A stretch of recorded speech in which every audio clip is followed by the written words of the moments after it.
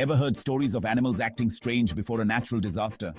Could they be sensing something we can't? Research shows some animals might sense changes in the environment, like shifts in air pressure or vibrations in the ground before earthquakes, tsunamis, and even storms. In 2004, people reported elephants running to higher ground just before a massive tsunami hit, and birds have been seen fleeing areas before earthquakes. It's like they have super senses. While science hasn't proven exactly how they do it, many believe animals pick up on tiny cues we don't notice. So next time your pet acts strange, who knows? They might just be sensing something big. Subscribe for more amazing animal facts.